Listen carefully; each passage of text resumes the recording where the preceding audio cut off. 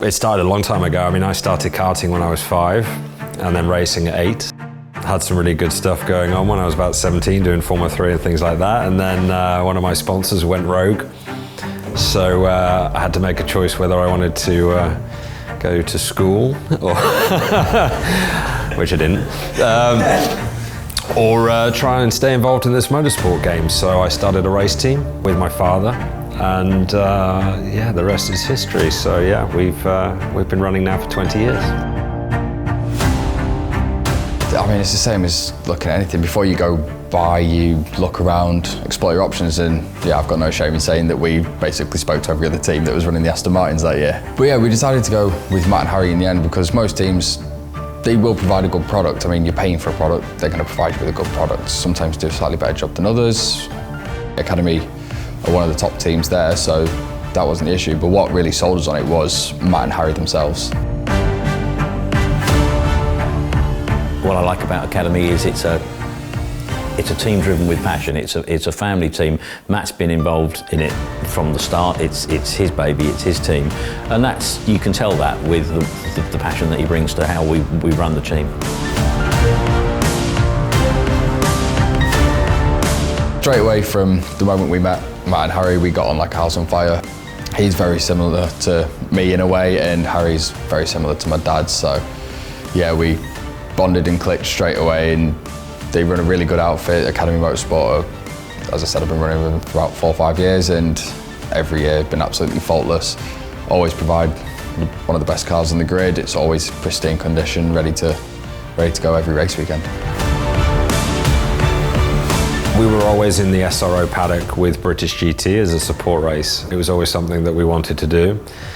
We jumped up into it into 2004. We won the championship that year. So we progressed from there, picked up Aston Martins, ran them.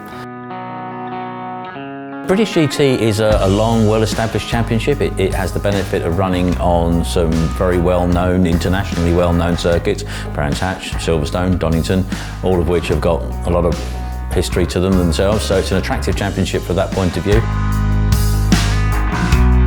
It's very much a pro-am championship and has always been such. It's a way for gentlemen drivers to race at a very competitive level, and now to an international format with SRO's involvement with championships in Europe and in America. So yeah, I think it's very much the trendsetter in GT racing. They are aspirational vehicles. A lot of people come to see them race because of that. Yeah, I think that adds a great deal to the draw that the sport has. I'm finding it amazing. They're incredible pieces of kit. I mean, they're beautiful. They're not quite as fast as what I'm used to, but I mean, they go like hell, and it's awesome.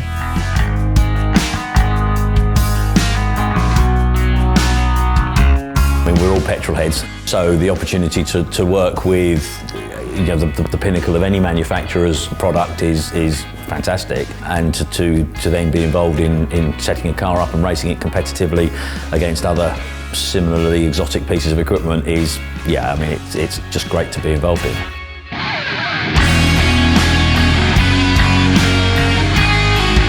You kind of ignore the fact that all the cars around you are expensive because you don't want that getting in your head. You're like, oh, I'm here to win, I'll move you out of the way if I have to, kind of thing. So yeah, you ignore that.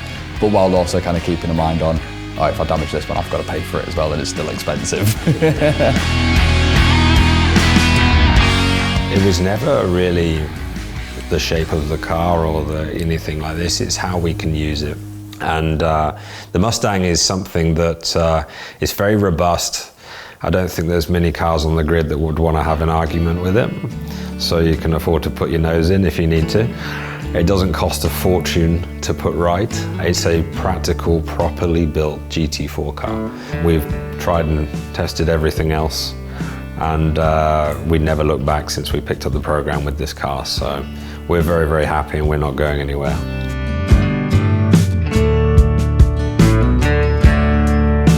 I didn't really not care about the shape. I mean, like you say, it's a bit like, oh, right, okay.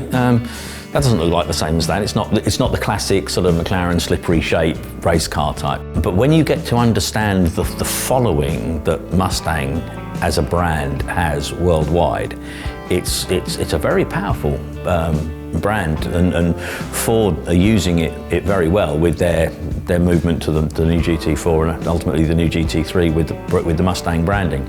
So yeah, I've learned a lot about Mustang since I've been involved, and it's a nice product to be involved with.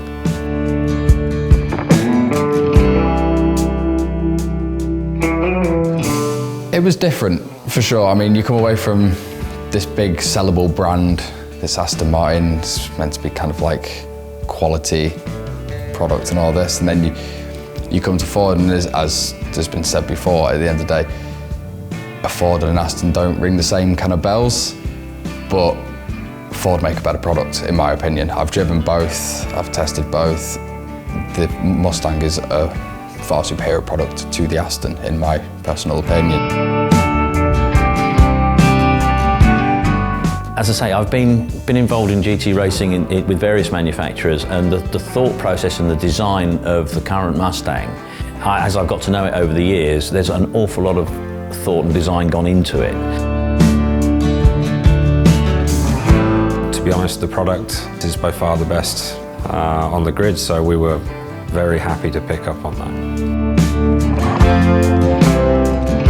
It's been designed by people who are racers themselves, and they understand what the guys in the garage are looking to work with.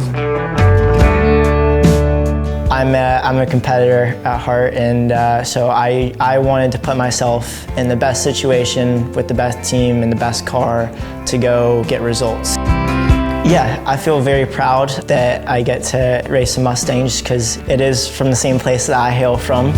It makes me very proud to represent America, not only as the only American driver on the grid, but also in an American car. It's just a very well put together piece of equipment, and surprisingly agile for a car of its weight and dimensions. For me, this year is back in the seat after 3 years of not racing.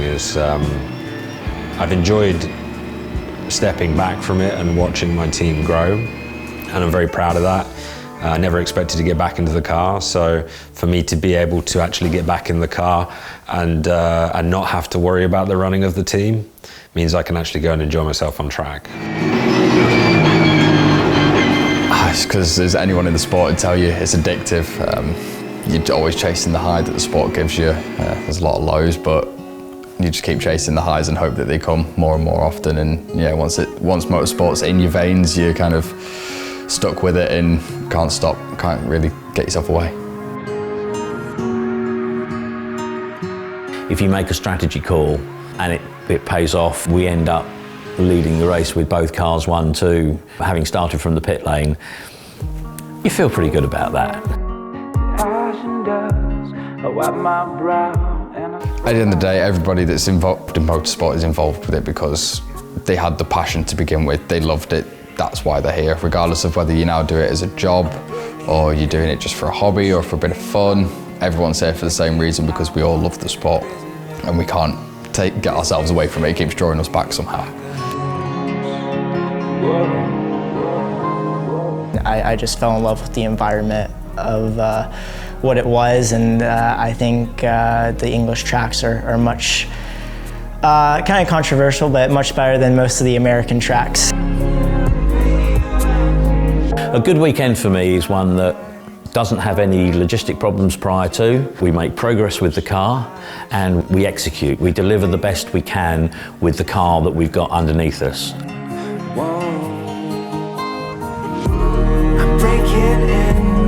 All the drivers on the grid are there to win, regardless if you're doing it for fun, regardless whether you're getting paid to be there, regardless if you're trying to make a career out of it.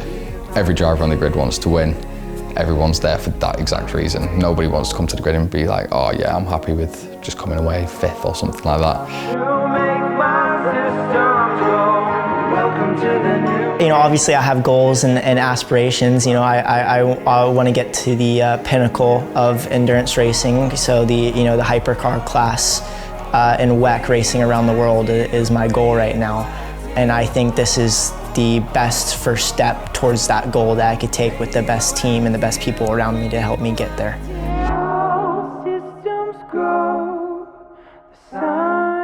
We know enough about the car now to arrive at the circuit with a base setup that we're comfortable with and should derive a decent lap time from the word go.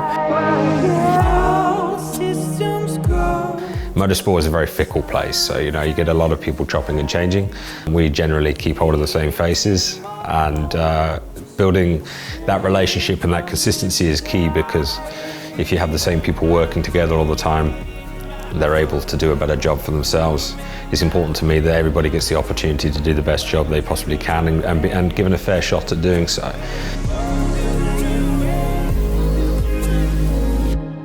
It's the sort of sport that you only stay involved with if you're passionate about it, and I think that's one of the things I like about Academy, is the fact everybody's there because they want to be. I still get nervous when the cars go out on the grid, and I think the day I stop feeling nervous is probably the day to pick up my golf clubs. It's a feeling you can't quite describe the start of a race. It's just overwhelming, but also calming at the same time. It's kind of indescribable.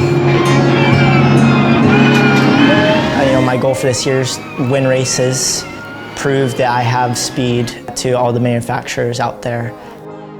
And obviously, at the end of the day, if you're not showing up to win the championship, what are you showing up for?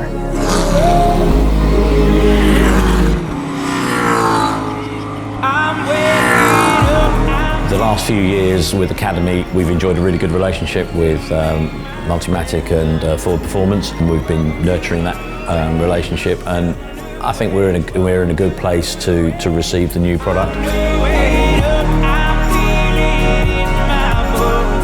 Oh hell yeah, we're excited. Yeah, I mean we've already got a lot of some of the bits of kit and equipment all in place. GT3 requires a next level again in terms of running it, but we've got the experience to do that.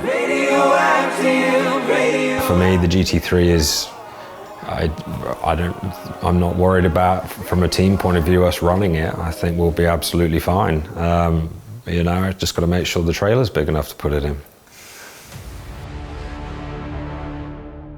It's definitely effort, money, everything well spent running this series. It is absolutely an amazing series, absolutely amazing environment, and the team makes me love it even more. So if I got the opportunity to run it tomorrow, I would. Yeah, I would take the opportunity over and over again.